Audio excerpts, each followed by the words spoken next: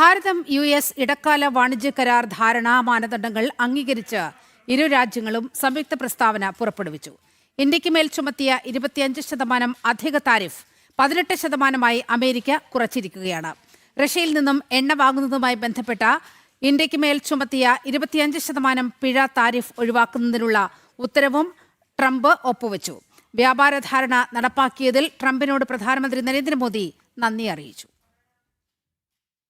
പ്രധാനമന്ത്രി നരേന്ദ്രമോദിയുമായി Donald Trump ഫെബ്രുവരി 2 ടെലഫോണിൽ സംസാരിച്ചിരുന്നു. സംഭാഷണത്തിൽ തന്നെ 25% അധിക താരിഫ് 18 ചുരുക്കുമെന്ന് അറിയിക്കുകയും ചെയ്തു. ഈ ധാരണയാണ് ഇപ്പോൾ നടപ്പിലാക്കിയതായി സംയുക്ത പ്രസ്താവനയിലൂടെ ഭാരതവും അമേരിക്കയും അറിയിച്ചിരിക്കുന്നത്. റഷ്യയിൽ നിന്ന് എണ്ണ വാങ്ങുന്നതിന് ഭാരതത്തിന് ചുമത്തിയ പിഴ താരിഫ് ഒഴിവാക്കുന്നതിനുള്ള ഉത്തരവും ട്രംപ് ഒപ്പുവച്ചു. വ്യാപാര ധാരണ യാഥാർത്ഥ്യമാക്കിയതിൽ പ്രധാനമന്ത്രി നരേന്ദ്രമോദി ട്രംപിന് നന്ദി അറിയിച്ചു. ഇടക്കാല വ്യാപാര കരാർ മേക്ക് ഇൻ ഇന്ത്യ പദ്ധതിയെ കൂടുതൽ ശക്തിപ്പെടുത്തുമെന്നും കർഷകർ, സംരംഭകർ, MSMEകൾ, സ്റ്റാർട്ടപ്പുകൾ, മത്സ്യത്തൊഴിലാളികൾ തുടങ്ങിയവർക്കായി പുതിയ അവസരങ്ങളും കരാർ വഴി തുറക്കുമെന്നും അദ്ദേഹം സമൂഹമാധ്യമത്തിൽ കുറിച്ചു. സ്ത്രീകൾക്കും യുവാക്കൾക്കും പുതിയ തൊഴിലവസരങ്ങൾ ഉറപ്പാക്കുമെന്നും പ്രധാനമന്ത്രി പറഞ്ഞു. ചോളം, ഗോതമ്പ്, അരി, സോയ, പച്ചക്കറികൾ തുടങ്ങിയവയുടെ തീരുവ ഭാരതം കുറയ്ക്കുകയില്ല. പാൽ, ചീസ്, മാംസം, എഥനോൾ, പുകയില എന്നിവയ്ക്കും സംരക്ഷണം ലഭിക്കും. വികസിത ഭാരതത്തിനുള്ള രാജ്യത്തിന്റെ മുന്നേറ്റമെന്നും പ്രധാനമന്ത്രി നരേന്ദ്രമോദി എക്സിൽ കുറിച്ചു.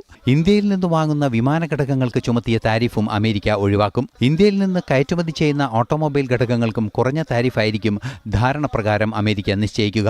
അടുത്ത 5 വർഷത്തിനുള്ളിൽ അമേരിക്കയിൽ നിന്നും $500 ബില്യൺ ചരക്കുകൾ ഭാരതം ഇറക്കുമതി ചെയ്യും.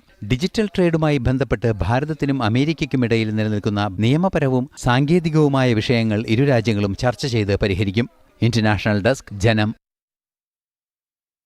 അമേരിക്ക ഭാരത വാണിജ്യ ധാരണ മറ്റ് രാഷ്ട്രങ്ങളുമായി US തയ്യാറാക്കിയ കരാറുകളേക്കാൾ മികച്ചതെന്ന് കേന്ദ്ര വാണിജ്യ വ്യവസായ മന്ത്രി പീയൂഷ് ഗോയൽ. വീണ്ടും താരിഫ് കുറയ്ക്കുന്നതിനുള്ള ചർച്ചകൾ തുടരുകയാണ്. രത്നങ്ങൾക്കും വജ്രത്തിനും താരിഫ് പൂർണ്ണമായി ഒഴിവാക്കിയിട്ടുണ്ട്. ഭാരതത്തിലെ കർഷകർക്ക് വലിയ വിപണി തുറന്നു കിട്ടുകയാണെന്നും പീയൂഷ് ഗോയൽ പറഞ്ഞു. ആദ്യം അദ്ദേഹത്തിന്റെ വാക്കുകൾ കേൾക്കാം. प्रोडक्ट्स और हमने देखा कि इन प्रोडक्ट्स में आज भी भारत $26 बिलियन का इंपोर्ट करती है, जिनको खोला गया है. कुछ प्रोडक्ट्स को कुछ समय सीमा में खोला गया है, जिसमें ट्रांजिशन पीरियड मिले और भारत के मैन्युफैक्चरर्स को पर्याप्त समय मिले एस्टैब्लिश होने का. इसमें भी कुछ मेडिकल डिवाइसेस हैं, जैसे पेसमेकर्स, कुछ पेट्रोलियम और गैस की मशीनरीज हैं, कुछ डायग्नोस्टिक इंस्ट्रूमेंट्स हैं, इमेजिंग अपैरेटस है, हार्ट लंग मशीन्स हैं, हियरिंग एड सिस्टम्स हैं, आर्टिफिशियल जॉइंट्स हैं. जो चीजें भारत में हम डेवलप भी कर रहे हैं, पर साथ साथ में विदेश से आएगा, स्पर्धा होगी, तो हमारे उपभोक्ताओं को अच्छी गुणवत्ता का भी माल मिलेगा और सामान भी सस्ता रहेगा. एफिशिएंसी आएगी इंडस्ट्री में. और कुछ थोड़े बहुत प्रोडक्ट्स हैं जहां पे हमने टैरिफ का एक कोटा दिया है, जिसमें टैरिफ रिडक्शन की है. तो इस प्रकार से भारत के ऑफर्स हैं. स्वाभाविक है, कोई भी द्विपक्षीय जब करार होता है तो दो तरफा होता है और दोनों तरफ को लाभ होता है, तभी वो आगे फलता फूलता है. Piyush sir, has India agreed not to import Russian oil as mentioned in Trump executive order? ये इसकी जानकारी आपको दे पाएंगे. सर, कपास और सेब जो आपने जो लिस्ट आई है एक प्रोडक्ट्स की, उसमें कपास और सेब का क्या स्टेटस है? क्या उसके लिए हमने बाजार खोला है? इन दोनों के ऊपर आज के दिन भी इंपोर्ट भारी मात्रा में होता है. उदाहरण के लिए सेब आज भी 6 लाख टन इंपोर्ट होता है. अमेरिका से भी सेब बड़े पैमाने पे इंपोर्ट होता है. आज जो इंपोर्ट हो रहा है वो ₹50 मिनिमम इंपोर्ट प्राइस पे इंपोर्ट होता है और उस पे 50% ड्यूटी, यानी ₹25.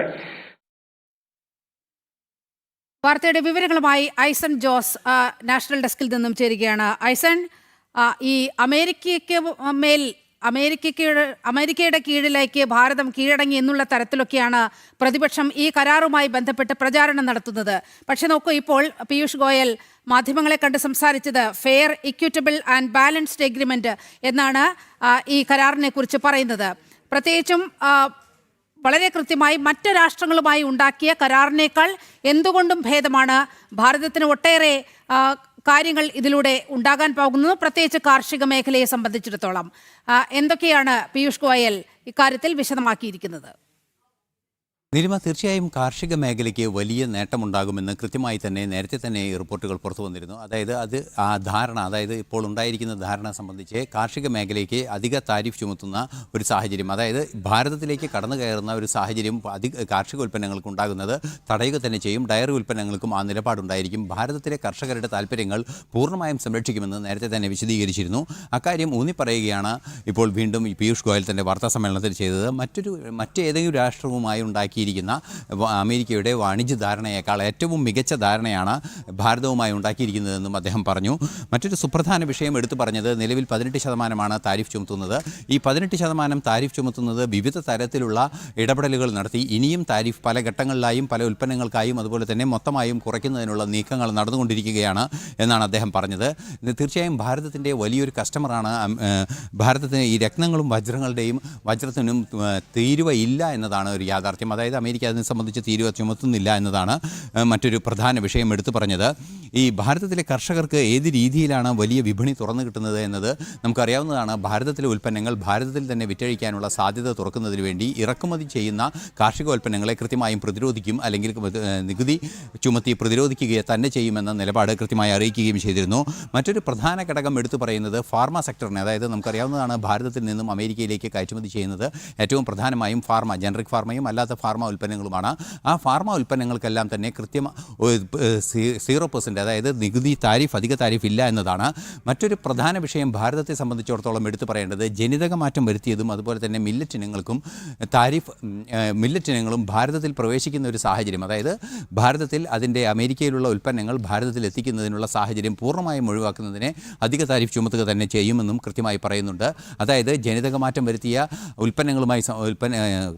കാർഷികോൽപ്പന്നങ്ങളുമായി ബന്ധപ്പെട്ട് ഭാരതത്തിൽ പല കൺസേണുകളും നിലനിൽക്കുന്നുണ്ട്. ഈ സാഹചര്യത്തിൽ അവ ഭാരതത്തിലേക്ക് പ്രവേശിക്കാനുള്ളൊരു സാധ്യത ഒട്ടും തന്നെ തുറക്കുകയില്ല. ഈ പുതിയ ധാരണ പ്രകാരം അതിൽ കൃത്യമായ അധിക താരിഫ് തുടരുക തന്നെ ചെയ്യും ഭാരതം അത്തരത്തിലുള്ള ഉൽപ്പന്നങ്ങൾ ഇറക്കുമതി ചെയ്യുന്നതിൽ. അതുപോലെ തന്നെ തുകൽ വ്യവസായത്തിനും അതുപോലെ തന്നെ ടെക്സ്റ്റൈൽ വ്യവസായത്തിനും വലിയ നേട്ടമുണ്ടാക്കുന്നതാണ്. അതായത് ഭാരതത്തിലെ വലിയ തോതിലുള്ള ടെക്സ്റ്റൈൽ വ്യവസായം നടക്കുന്നുണ്ട്, തുകൽ പ്രോസസ്സിംഗ് നടക്കുന്നുണ്ട്. ഇതിനെല്ലാം തന്നെ അധിക താരിഫ് അമേരിക്ക ചുമത്തുന്ന സാഹചര്യം ഇല്ലാത്തൊരു പശ്ചാത്തലമുണ്ടാവും. നിയന്ത്രിത താരിഫായിരിക്കും ചുമത്തുക. സ്വാഭാവികമായും അക്കാര്യത്തിലും വലിയ നേട്ടമുണ്ടാക്കാൻ സാധിക്കുമെന്നും അറിയിക്കുന്നുണ്ട്. പിന്നീട് മറ്റൊരു പ്രധാന വിഷയം എടുത്തു പറയുന്നത് $500 ബില്യൺ ഇറക്കുമതി 5 വർഷത്തിനുള്ളിൽ നടത്തുമെന്നാണ്. അതിൽ പ്രധാനമായും യന്ത്രസാമഗ്രികൾ, അതായത് ക്യാപിറ്റൽ ഇൻവെസ്റ്റ്മെൻറ്റിലേക്കാണ് കൂടുതൽ കാര്യങ്ങൾ പോകുക എന്നാണ് ഇതിൽ നിന്നും മനസ്സിലാക്കാൻ സാധിക്കുന്നത്.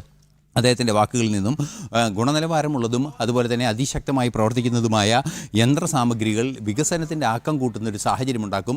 2047 വികസിത് ഭാരത് എന്ന് പറയുന്ന ആശയത്തിലേക്ക് സഞ്ചരിക്കുന്നതിൻ്റെ വേഗത വർദ്ധിപ്പിക്കും എന്നും അദ്ദേഹം പറയുന്നുണ്ട്. മാത്രമല്ല, ഈ നേരത്തെ നമ്മൾ സൂചിപ്പിച്ചതുപോലെ മില്ലറ്റിനെ സംബന്ധിച്ചിടത്തോളം ഭാരതത്തിൻ്റെ കൃഷി രംഗത്ത് മില്ലറ്റിൻ്റെ കൃഷി വലിയൊരു മാറ്റം സൃഷ്ടിച്ചുകൊണ്ടിരിക്കുന്ന ഒരു സാഹചര്യമുണ്ട്. ഭാരതത്തിലെ മില്ലറ്റ് ഉൽപ്പാദനത്തിൻ്റെ വിപണി ഭാരതം തന്നെയാണ് ലക്ഷ്യം വയ്ക്കുന്നത്. പലവിധ ലക്ഷ്യങ്ങളിലൂടെയും, അതായത് ആരോഗ്യകരമായ പ്രശ്നങ്ങൾ ഉണ്ടാകുന്ന ജീവിതശൈലി രോഗങ്ങളെ പ്രതിരോധിക്കുന്ന വിഷയങ്ങളിലെല്ലാം തന്നെ മില്ലറ്റ് ഒരു സപ്ലിമെൻ്റ് ഫുഡ് എന്ന രീതിയിൽ പ്രയോജനപ്പെടുത്താനുള്ളൊരു സാഹചര്യമുണ്ട്.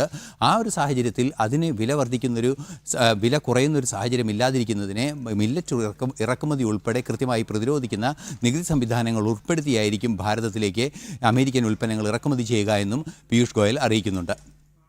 നീലിമ.